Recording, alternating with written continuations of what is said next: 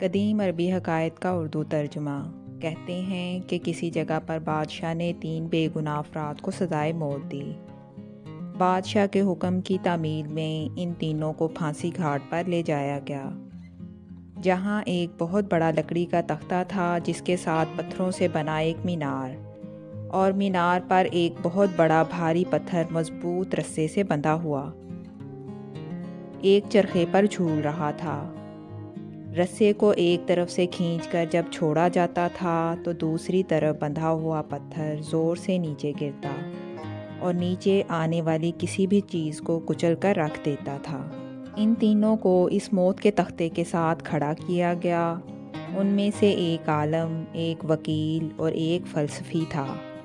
سب سے پہلے عالم کو اس تختے پر عین پتھر گرنے کے مقام پر لٹایا گیا اور اس کی آخری خواہش پوچھی گئی تو عالم کہنے لگا، میرا خدا پر پختہ یقین ہے، وہی موت دے گا اور زندگی بخشے گا، بس اس کے سوا کچھ نہیں کہنا۔ اس کے بعد رسے کو جیسے ہی کھولا تو پتھر پوری قوت سے نیچے آیا اور عالم کے سر کے اوپر آ کر رک گیا۔ یہ دیکھ کر سب حیران رہ گئے اور عالم کے پختہ یقین کی وجہ سے اس کی جان بچ گئی اور رسہ واپس کھینچ لیا گیا۔ اس کے بعد وکیل کی باری تھی۔ اس کو بھی تختہ دار پر لٹا کر جب آخری خواہش پوچھی گئی تو وہ کہنے لگا، میں حق اور سچ کا وکیل ہوں اور جیت ہمیشہ انصاف کی ہوتی ہے، یہاں بھی انصاف ہوگا۔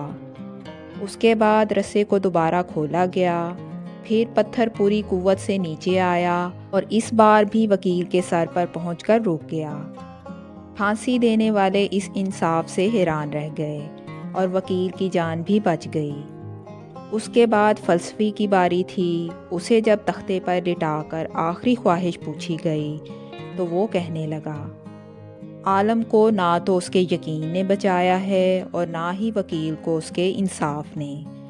دراصل میں نے غور سے دیکھا ہے کہ رسے پر ایک جگہ گانٹھ ہے جو چرخی کے اوپر گھومنے میں رکاوٹ کی وجہ بنتی ہے، جس سے رسہ پورا کھلتا نہیں اور پتھر پورا نیچے نہیں گرتا۔ فلسفی کی بات سن کر سب نے رسے کو بغور دیکھا تو وہاں واقعی گانٹھ تھی۔ انہوں نے جب وہ گانٹھ کھول کر رسہ آزاد کیا تو پتھر پوری قوت سے نیچے گرا اور فلسفی کا سر کچل کر رکھ دیا۔ نتیجہ، بعض اوقات بہت کچھ جانتے ہوئے بھی منہ بند رکھنا حکمت میں شمار ہوتا ہے۔ Please keep liking, sharing and subscribing.